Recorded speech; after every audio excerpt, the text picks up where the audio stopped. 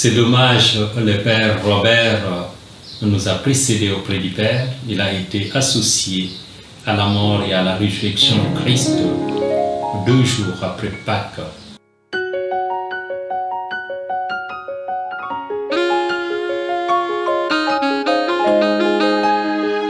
Il y a lieu de se questionner, de pleurer, de se lamenter, mais la réalité de la mort demeure implacable. Le psalmiste dira « Nul ne peut racheter son frère ni payer à Dieu sa rançon. Aussi cher qu'il puisse payer, toute vie doit finir. » Le père Robert n'est pas mort. Je ne crois pas. C'est cette réalité de la finitude que ta mort, Père Robert Avulamembo Kapaka, missionnaire claretin, nous rappelle. Tous, nous nous trouvons à un moment ou à un autre devant cet événement si contraire à la vocation humaine de la vie, pourtant irréversible pour son existence en tant qu'humain. Formateur et maître, c'est vraiment un modèle de la mise en commun, du sens de l'appartenance et de l'enracinement en Jésus-Christ. Yaroy, nous voulons à travers cet espace infini du temps que notre petite voix aussi tremblante d'émotion qu'hésitante des meurtrissures, sans faire des approximations édulcorant la grandeur de votre mémoire, porte toutefois l'écho des hommages que vous êtes digne de recevoir pour votre vie qui reste incontestablement pour nous un livre vivant et votre mémoire qui devient assurément pour nous un souvenir vif. Il ne m'a pas surpris qu'on l'ait nommé maître de novice parce qu'il manifestait déjà cette spiritualité-là depuis le noviciat. Nous avons vécu ensemble.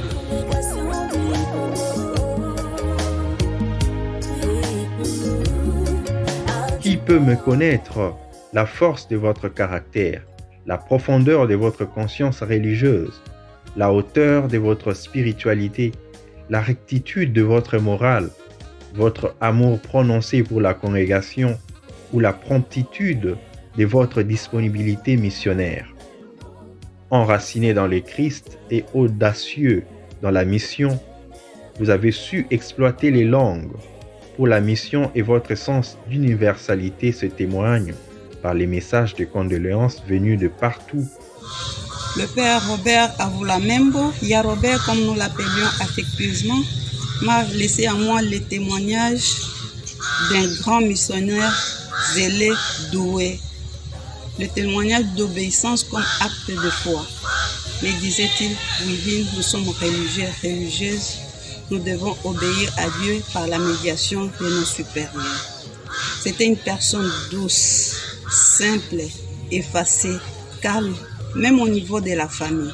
Père Robert s'est donné entièrement à la formation. Il a été maître de novice ici au Cameroun pendant plus de 10 ans. L'Église vient de perdre une grande personne. L'Église vient de perdre un héros. Mais l'Église vient de gagner un saint au ciel. Alors quand il était là, la première impression, c'est qu'il était grand de taille, plus d'1,80 m. Alors sa grandeur ne s'est pas limitée seulement à la taille, mais également à toute son action pendant son mandat à la tête de la paroisse. Parce que sur le plan spirituel, il était d'un grand rayonnement. Et ce rayonnement s'est reflété sur l'ensemble de la communauté paroissiale. Il avait un grand cœur, très grand cœur. Quand il a été nommé maître de novice, je l'ai beaucoup encouragé. Moi, je ne pouvais pas faire ce travail-là, parce que être maître de novice, c'est aussi recommencer chaque année le même noviciat que nous avions fait. Alors s'il a accepté, moi je crois que vraiment il avait des aptitudes, il avait des qualités. Et quand nos supérieurs l'ont nommé, étant à Rome, nous étions là, et je crois qu'ils ne se sont pas trompés. Le Père Robert nous a laissé ceci, l'hospitalité, ceci d'accueil, ceci qui nous permet de ne pas nous décourager.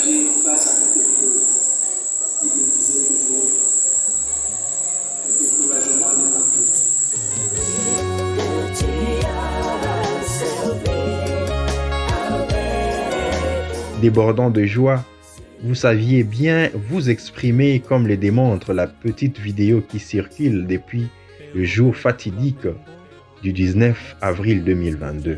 Passionné du football, il fallait vous voir sauter malgré votre taille puis descendre malgré votre stature pour exécuter les Fimbu chicottes au cas où les léopards marquaient un but.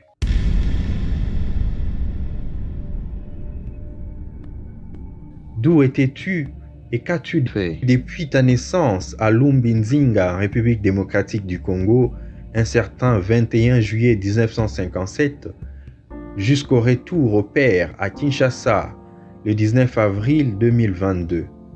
Les annales nous rappellent que le 9 octobre 1983, vous avez émis vos premiers vœux de religion à Kono, au Cameroun.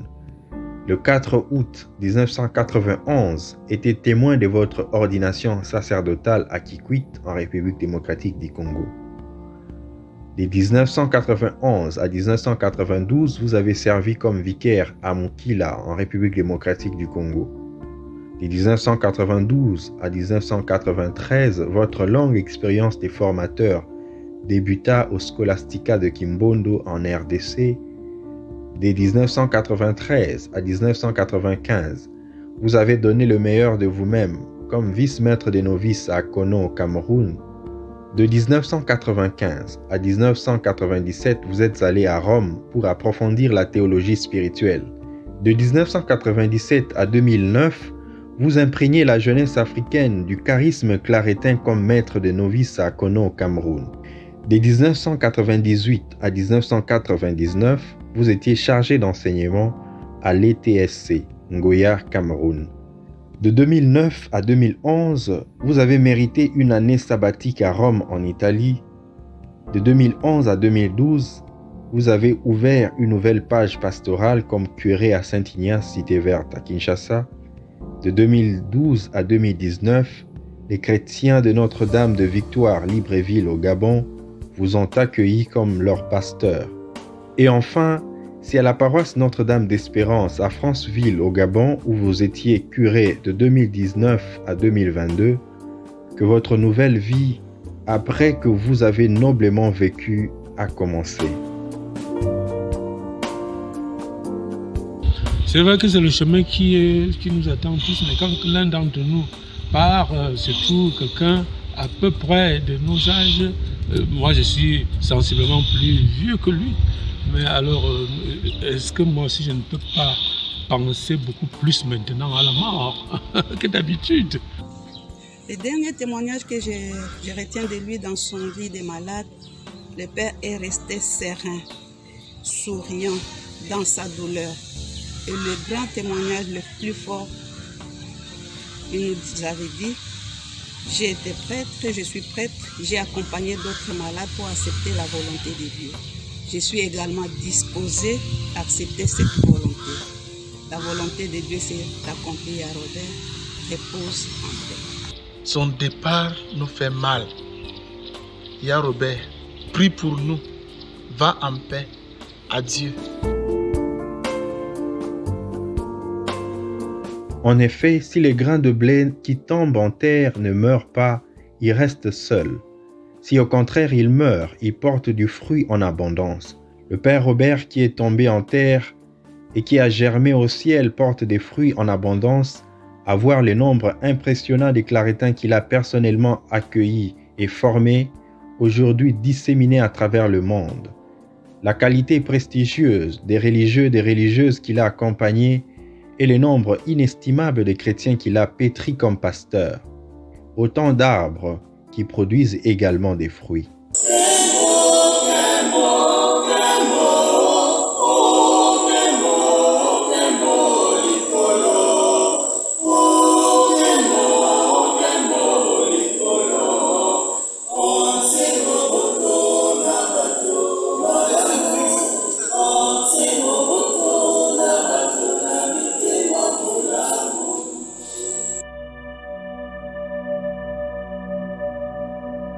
Ya Robert, avec tous ceux qui nous ont précédés, dont seul Dieu connaît la droiture, vous êtes éternellement en présence de l'agneau immolé.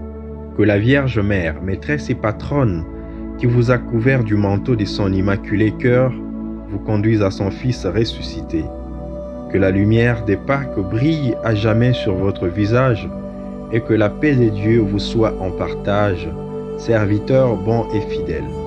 Chantez éternellement ensemble avec les anges et tous les saints la gloire de celui en qui vous avez cru et mis votre espérance. Amen. Bon serviteur, entre dans la joie de ton maître. Repose en paix, très révérend Père Robert. Merci, nous ne t'oublierons jamais.